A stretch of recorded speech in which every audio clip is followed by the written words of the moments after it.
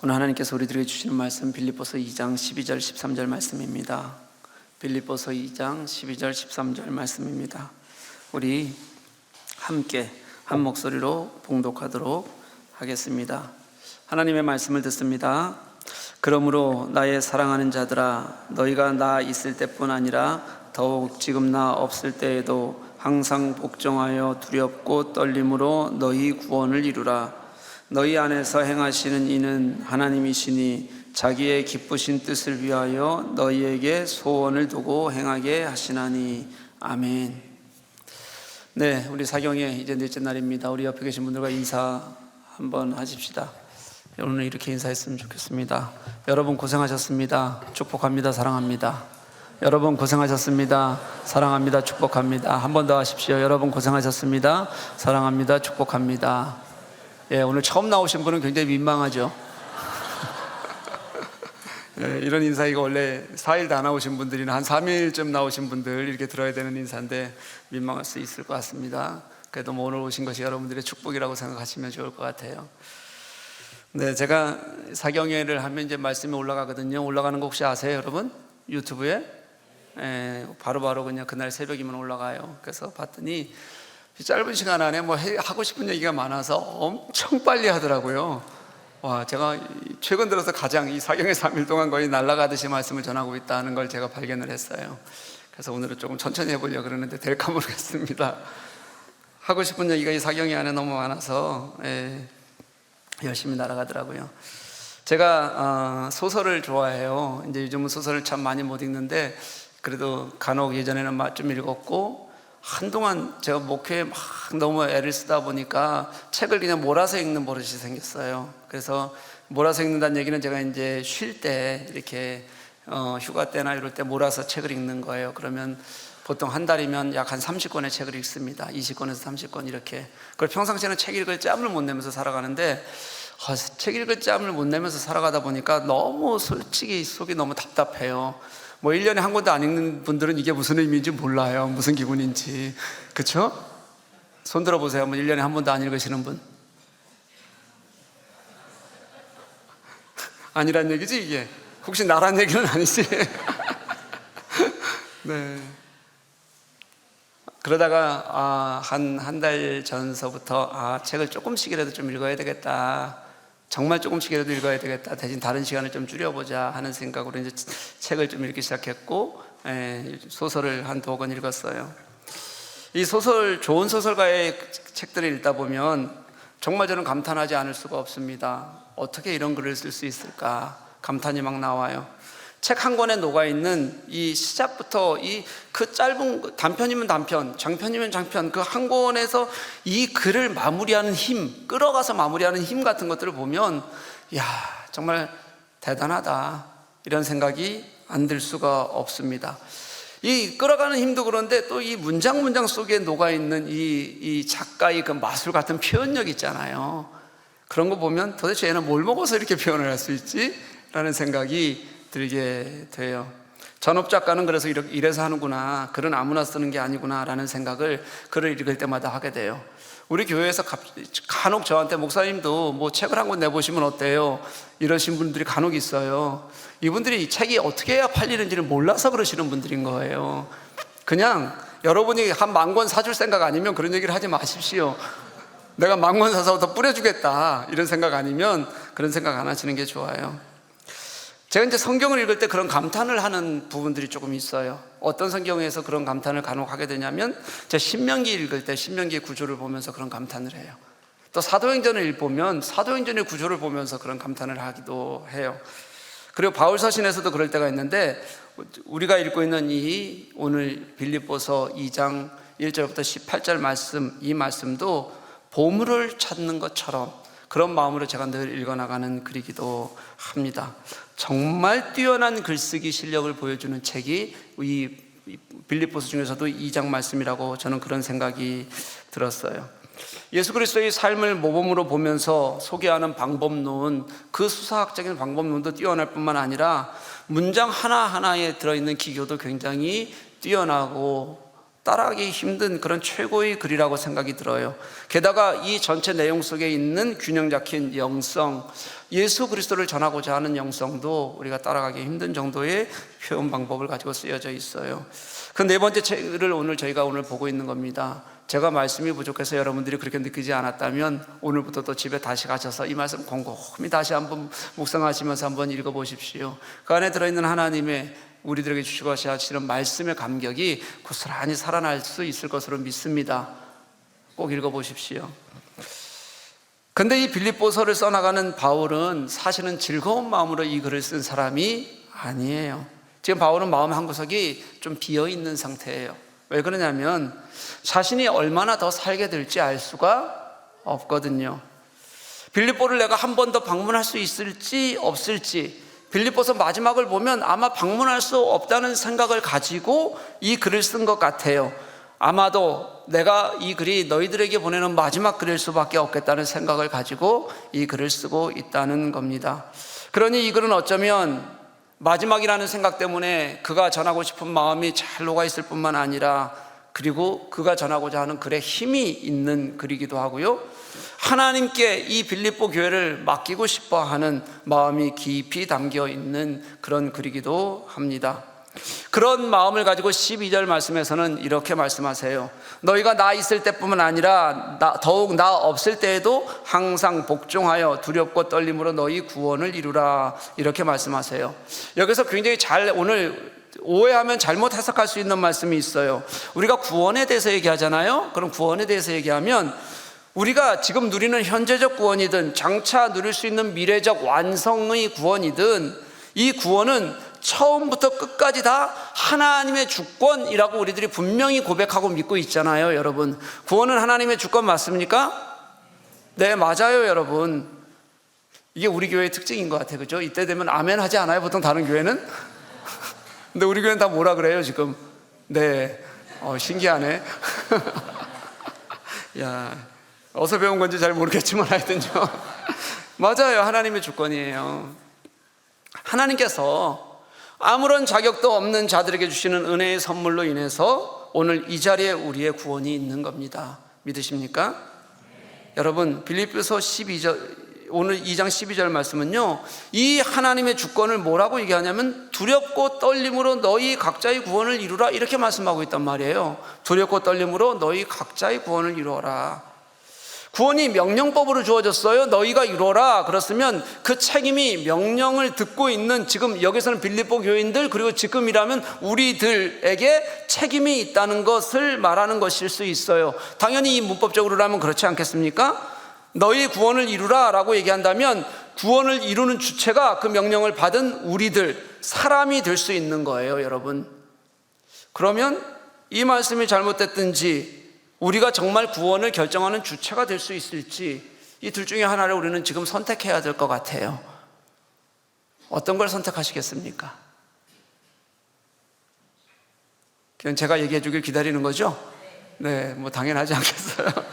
네, 한번 살펴보죠. 바울은 계속해서 예수 그리스도의 모범에 근거해서 우리를 가르치고 있죠. 12절도 마찬가지예요. 근데 예수님께서는 구원을 받으셔야 할 존재가 아니시잖아요. 그렇죠? 구원을 주시기 위해 이 땅에 오신 하나님이세요. 그러니까 주님의 삶의 모습을 통해서 구원이라는 것을 얻을 수는 없어요. 구원의 방법에 관한 한은 주님의 삶으로 보여주신 것이 아니라 당신이 우리를 구원하시는 것을 당신의 삶으로 이루신 거예요.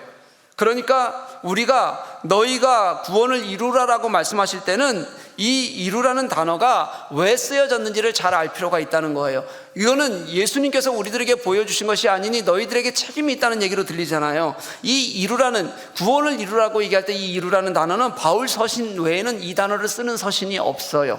바울 서신에서만 바울이 사용해요. 근데 이게 언제 사용하는 거냐면, 이게 뭔가 새로운 일을 하기 위해서 이 새로운 창조를 이룬다는 뜻으로 쓰기보다는 이미 시작된 일, 행해지고 있는 일을 계속하고 완성하라는 의미가 이 이루라는 뜻에 들어있다는 겁니다. 다시 말하면 구원을 이루라고 얘기했지만 그 구원을 이루는 일에 내가 무엇을 시작하거나 내가 이것을 주관할 수 있는 힘이 우리들에게 있다는 의미가 아니라 예수께서 우리에게 하신 그 일을 우리가 어떻게 하라는 얘기냐면 온전하게 적용하고 완성해 가야 한다는 의미로 이 말씀을 주셨다는 뜻이에요. 우리가 한 일이 아니라 예수께서 이미 우리에게 하신 일, 그것이 구원의 일인데 그 구원의 일이 어떻게 이 땅 안에서 온전하게 보여지는지 또 이루어지는지 우리가 해야 할 길을 걸으면서 그 일을 함께 보이도록 하고 만들어가는 것이 우리의 책임으로 주어져 있다라는 의미로 이 단어를 사용하고 이 문장을 사용하고 있다는 겁니다. 13절 말씀에 그럼 우리가 이루어야 할 이 길이 무엇이냐고 설명하냐면 13절 말씀으로 이어 있는데 해답이 있어요. 뭐냐면 우리 안에 행하시는 하나님께서 자기의 기쁘신 뜻을 위하여 우리에게 소원을 두고 행하게 하시는 일, 이렇게 말씀하고 있어요.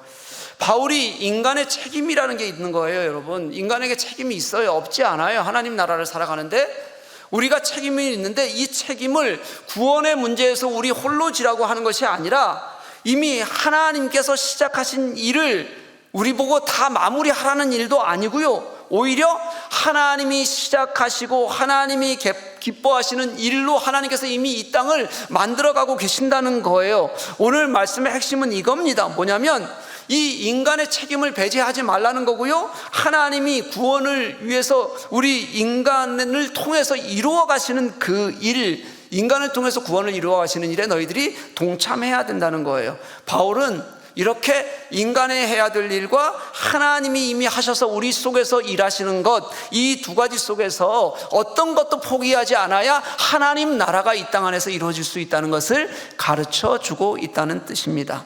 바울은 이것의 해결책으로 제시하는 게 있는데 뭐냐면 성령님이에요.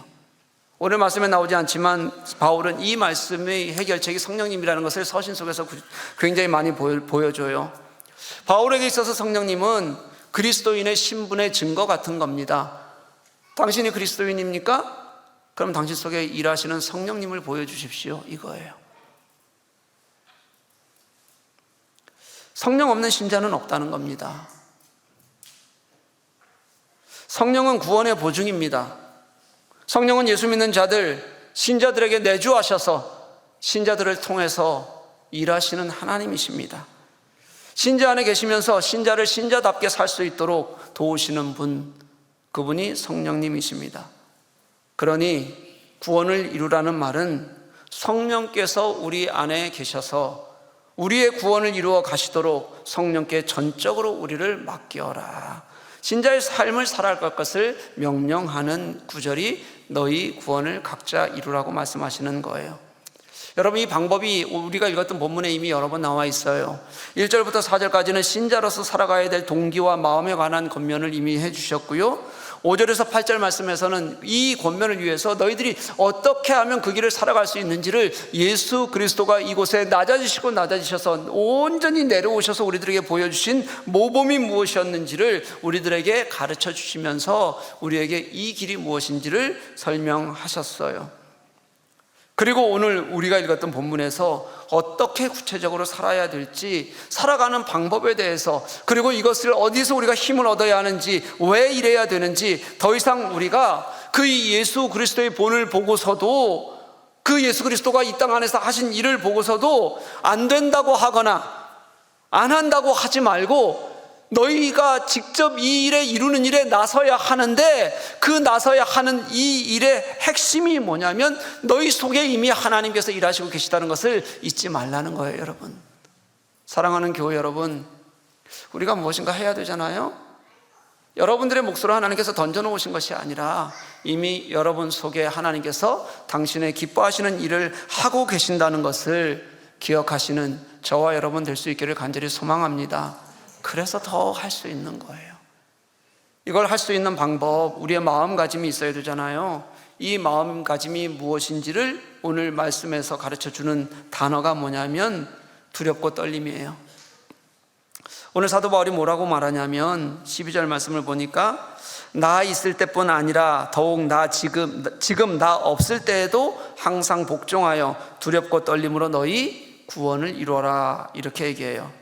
나 있을 때뿐만 아니라 나 없을 때에도, 바울이 여러분 이 시간을 얘기하는데 이거를 지금 본문 말씀 그대로 얘기하면 나 있을 때는 언제를 얘기하는 거냐면 사도 바울이 빌립보에 있었을 그 시기를 얘기하는 거예요. 그렇죠? 그 시기를 얘기하는 거예요.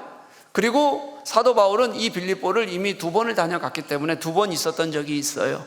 그리고 뭐라고 얘기하냐면 지금 나 없을 때, 더욱 지금 나 없을 때에도 라는 얘기는 지금을 얘기하는 게 맞아요. 원래 문장으로는. 지금 이 사도 바울은 어디 있냐면 로마에 있는 거예요. 로마에 갇혀 있으면서 그러면서 편지를 쓰고 있거든요. 그러니까 내가 없는 이 지금도 너희들이 어떻게 해야 되냐면 구원을 이루어야 된다는 거예요.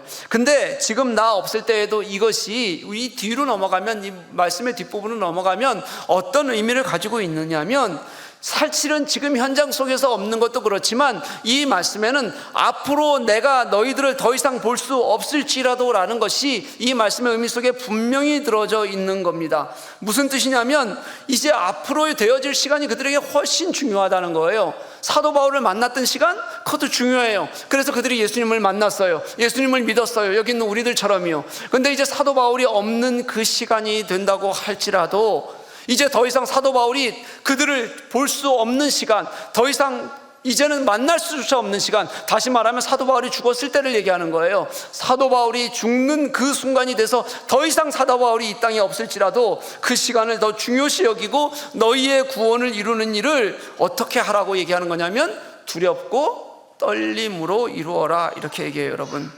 사랑하는 교회 여러분, 구원을 이루는 일, 각자의 구원을 이루는 일, 이게 아까 하나님께서 당신의 기쁘신 뜻을 위하여 이미 행하시는 일들 속에 들어있다고 했잖아요. 그럼 이건 해도 되고 안 해도 되는 이야기가 아니에요. 하나님께서 우리 안에 이미 시작하신 일이고 이미 우리 안에서 지금도 진행하시는 일이니 신자라면 무조건 해야 하는 일입니다. 여러분, 내가 예수 믿는다고 하면서, 신자라고 하면서 나 안 해도 되는 일이라는 것은 존재하지 않아요. 이미 당신께서 우리 속에서 일하시는 것들을 내가 응답하느냐 아니면 거부하고 있느냐, 이 나의 자세가 있는 거지, 해도 되고 안 해도 되는 일들은 없다는 거예요. 이게 신자의 모습이어야 돼요. 여러분, 그런데 어떤 마음으로 그걸 해야 되냐면 두렵고 떨림으로 하라는 거예요. 두렵고 떨림으로. 여러분, 만약에 이 두렵고 떨림이라는 게 진짜 구원에 관한 문제라면 이렇게 생각할 수도 있어요. 많은 사람들이 정말 이 구원의 문제를 두렵고 떨림으로 받아들이는 사람들이 있는데, 이거는 오늘 성경이 말씀하시는 두렵고 떨림하고 전혀 달라요. 많은 사람들이 이 구원에 있어서 두려움을 가지잖아요. 그럼 어떤 두려움을 갖고 있냐면, 저는 이게 하나의 이유밖에 없다고 생각하는데요, 구원을 받지 못할까 하는 두려움이 우리 여기 신자들 속에서도 있어요. 여러분도 혹시 내가 정말 구원받을 수 있을까라는 두려움 있는 분이 있어요? 없으십니까? 진짜 마음 편하게 신앙생활 하시는 이분들이 뭐 이렇게 자신만만하게 신앙생활 하세요? 그렇게 예수 믿는 사람들이 예상외로요, 이 구원에 관한 두려움이 있어요. 나는 구원받지 못하는 거 아닌가? 이런 내가 구원받을 수 있을까? 이런 두려움들이 있단 말이에요. 이 구원에 확신이 없는 부분들 대부분 왜 이런 마음이 드냐면 내 삶의 모습 때문에 그래요. 여러분, 삶의 모습 때문에. 예수 믿는 사람으로서 삶에 대해서 자신이 없을 때 이런 두려움이 생겨요. 나는 예수를 믿는데 늘 흔들려요. 어느 때인가 보면 내가 정말 예수를 안 믿는 것 같은 신앙을 살아가는 게 예수님을 안 믿는 사람처럼 그렇게 보이면서 살아가는 사람들이 있어요. 내가 살아가는데 보니까 내가 예수를 믿고 있는데 여전히 세상적인 욕심이 훨씬 커요. 내가 보니까 내가 어떨 때는 그렇게 세상 욕심 때문에 살아가는 나의 모습을 보면 이렇게 살면 안 될 것 같은 게 분명해요. 그런 자신들을 보면 흔들려요. 이런 내가 구원받을 수 있는 거 맞아? 예수 믿는 사람들이 신기하게 있잖아요. 두 부류가 있는 것 같아요. 한 부류는 어떤 부류냐면 정말 예수 믿는 게 제가 그냥 엉망으로 믿는 거예요. 제가 볼 때도 그래요. 저 사람 예수 믿는 것 같지 않는 사람들이 예수 믿는 사람들 중에 있어요. 그런데도 자신이 좋은 그리스도인인 것처럼 착각하면서 살아가는 사람들이 있어요. 저는 여러분 이거 정말 최악이라고 생각해요. 우리 그런 모습으로 살지 말아야 됩니다. 진짜 문제예요. 하나님 앞에서 자신이 어떻게 신앙생활을 하고 있는지 여러분 잘 돌아볼 수 있었으면 좋겠어요. 또 한 부류는 어떤 사람들이냐면 하나님 앞에서 자신을 보는 법은 알아요. 그래서 내가 얼마나 연약한지, 그리고 내가 얼마나 악하기도 하고 죄악 속에 빠져 있는지, 그래서 늘 실망해요, 자신에 대해서. 그런데도 불구하고 진심으로 삶의 변화가 없는 사람들이 참 많아요. 그렇게 주님 앞에서 깨달으면 바뀌어야 되잖아요. 근데 자기를 보는 방법은 아는데 늘 거기에서 나는 안 돼 그러면서 멈춰 있는 거예요, 여러분. 이런 분들 있잖아요. 그러면서 자꾸 똑같은 죄를 반복하는 사람들, 이런 사람들이 구원에 대한 두려움이 있는 사람들이 많아요. 그런데 생각해 보십시다. 구원을 두렵고 떨림으로 이루라는 것이 하나님의 구원의 주권의 문제를 우리에게 맡기신 것은 아니라고 분명히 앞에서 말씀드렸어요. 그렇게 말씀하신 것이 아니라면 구원에 관한 하나님의 주권은 그대로 살아있는 겁니다. 이것은 우리의 몫이 아니에요. 구원은 아까도 말씀드렸다시피 아무런 자격 없는 자에게 주신 하나님의 선물입니다. 하나님 편에서 구원은 당신의 일하심이에요. 그리고 당신께서 그것을 위해서 당신이 할 수 있는 최대의 것을 하셨어요. 그게 우리가 첫째, 둘째 날 보았던 말씀 속에 있었잖아요. 우리를 설득하시기 위한 방법으로 당신이 할 수 있는 모든 구원의 일을 당신이 하셨어요, 여러분. 그러니 그 구원이 우리들에게 우리의 무슨 이유 때문에 사라진다면 말이 안 되는 겁니다. 그럼 여기서는 무엇을 두려워하라는 뜻일까요? 오늘 본문이 갖는 두려움은 그냥 무서워서 내가 어떻게 될까봐 하는 두려움이 아닙니다. 내가 연약하고 유혹받을 수 있다는 우리의 죄성, 우리의 연약함 때문에 내가 이것 때문에 하나님을 보는데 나의 이 연약함이 혹시 하나님을 훼손하지는 않을까라는 두려움이에요. 그런 하나님 앞에서의 나의 모습을 보는 두려움이라는 거예요. 혹시 내가 이미 구원받은 자인데도 불구하고 나의 지금 이 모습이 나의 하나님, 나의 아버지신 하나님의 마음을 상하게 하지는 않을까? 나의 모습 때문에 하나님의 구원의 일이 이 땅에서 훼손되지는 않을까? 가리워지지는 않을까라는 우리의 하나님 앞에 서는 삶을 살아가는 태도로서의 그런 두려움이라는 것을 말씀을 보면 알 수가 있어요. 하나님이 나의 구원을 빼앗아 가기 때문에 생기는, 하나님이 나를 어떻게 하실까봐, 때로는 나를 치실까봐 갖는 두려움이 아니라 나의 모습이 그분 앞에서 당신의 구원의 일마저도 방해하고 있고, 나의 모습이 다른 사람들을 실족시키고 넘어뜨리고 있고, 그래서 그분의 영광을 가리우고 있고, 하나님의 생명이 하나님께 가는 것조차 막아버리는 우리들의 모습들, 그 모습을 두려워하라는 겁니다. 여러분, 세상 사람들이 교회를 안 가는 이유가 예수님이 싫어서가 아니에요, 여러분. 세상 사람들이 왜 교회 가기 싫어한다 그래요? 요즘 나오는 모든 이 설문해 보면 가장 큰 이유가 뭐예요? 예수 믿는 사람들 때문이라 그러잖아요. 예수님이 이 땅에 오셔서 이루신 그 구원의 일이 그렇게 큰데 예수 믿는 사람들 때문에 교회가 비어지고 전도의 문이 막히는 거예요. 예수 믿는 사람들이 한 명이라도 더 생명을 구하기 위해서 애를 쓰고 말씀을 전하고 그들 때문에 교회가 채워져야 되는데 교회가 점점 비어지고 있는 이유가 예수 믿는 사람들 때문이요. 그런 걸 두려워하라는 뜻입니다, 여러분. 그런 걸요. 안 두렵습니까, 여러분? 진짜 안 두려우세요? 여러분 진짜 괜찮으십니까?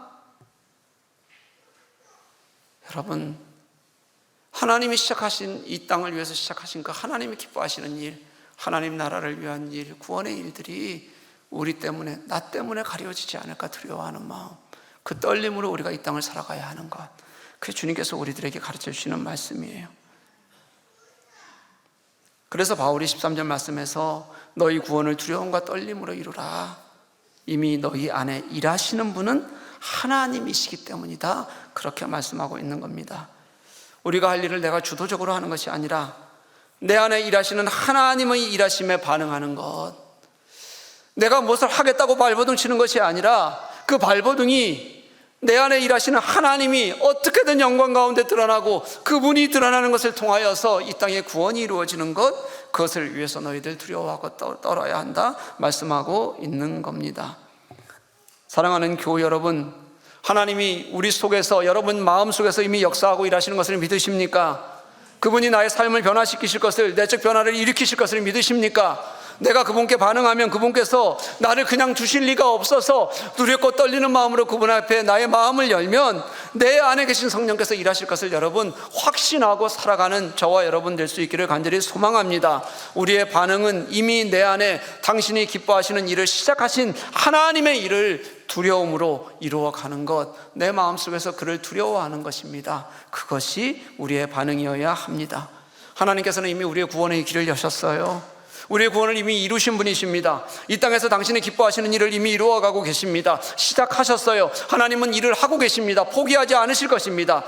그것이 이제 우리를 통하여서, 여기 있는 나를 통하여서, 우리 교회를 통하여서 하나님 진실하게 일하시도록 맡겨드리고 그 하나님의 기쁘신 일을 우리 속에서 만들어가는 것, 그것이 오늘 우리가 이 자리에서 고백하고 결단해야 할 일이라는 겁니다. 사랑하는 교회 여러분, 우리 이제 응답으로 직접 하나님 앞에 응답하는 삶으로 나아갔으면 좋겠습니다.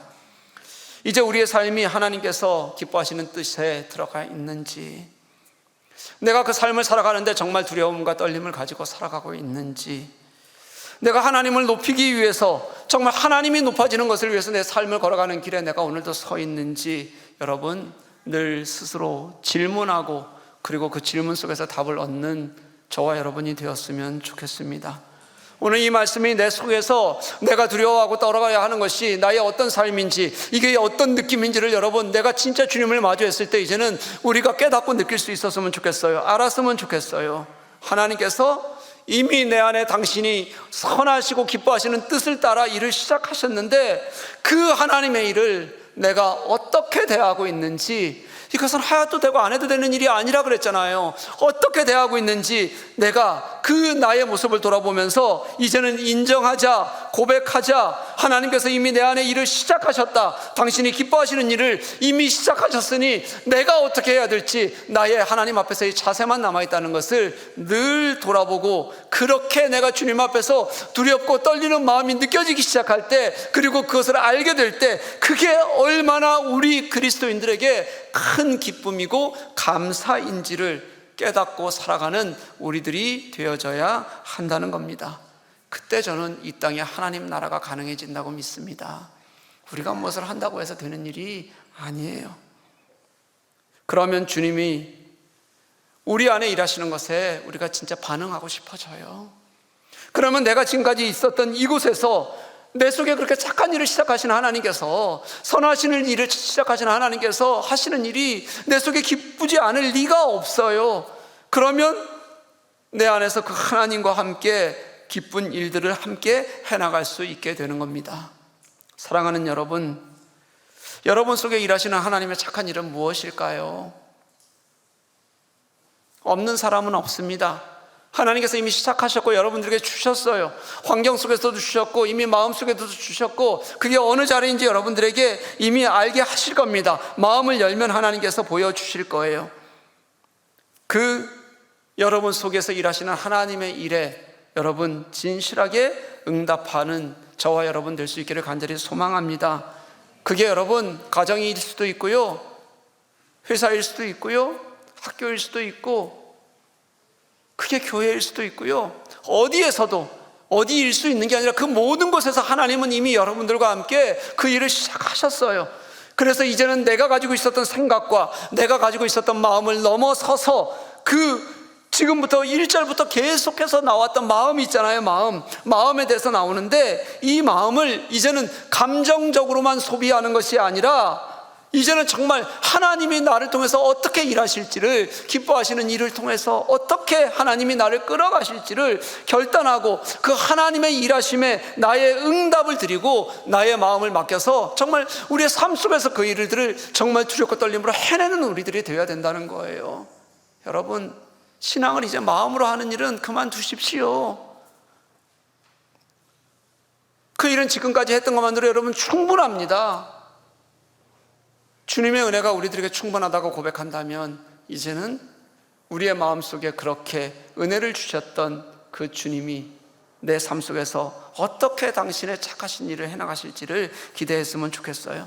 성경이 말하는 마음은 전부 100%다 삶으로 나가기 위한 기초로서, 기본으로서, 근본으로서의 마음이지, 우리가 알고 있는 것처럼 감정적인 신앙의 소비를 위해서 하나님께서 말씀하신 적이 단 한 번도 없으십니다.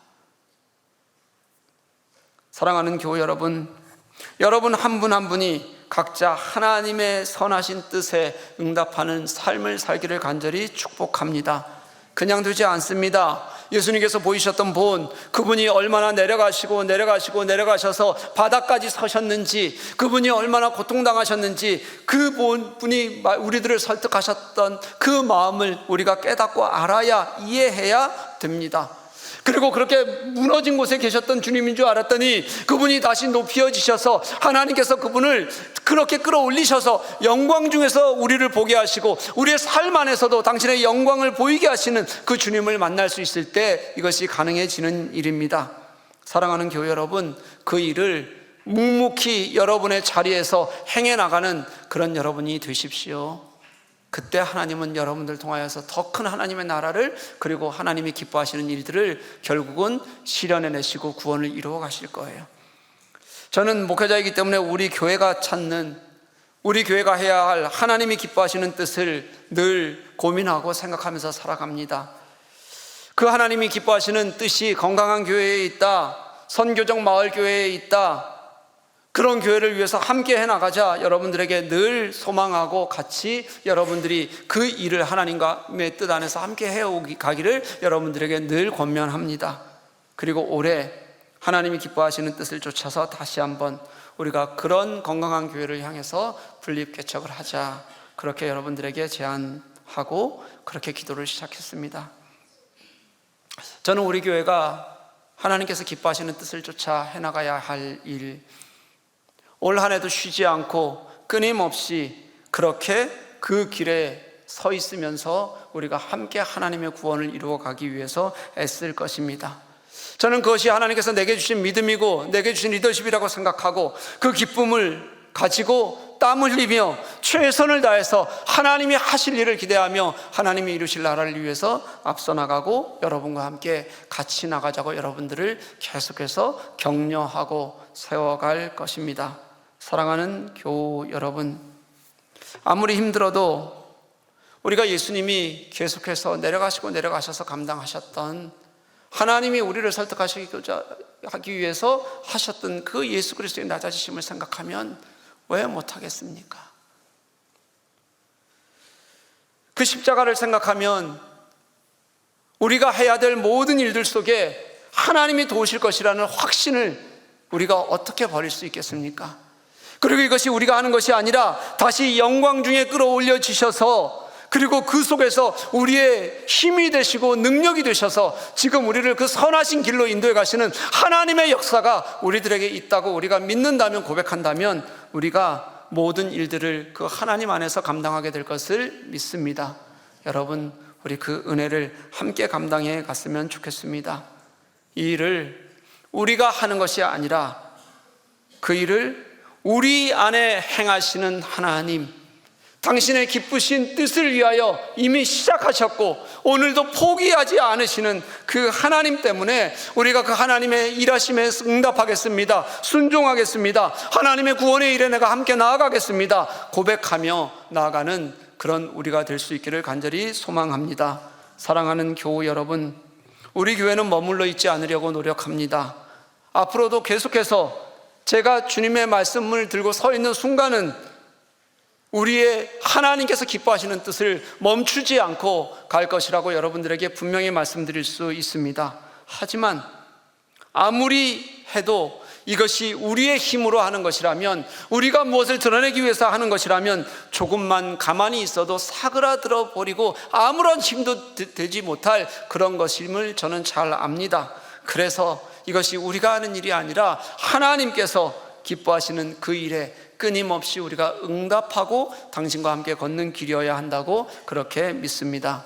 사랑하는 교회 여러분, 우리 그 하나님께서 기뻐하시는 일을 두렵고 떨리는 마음으로 함께 가자고 여러분들을 권면합니다.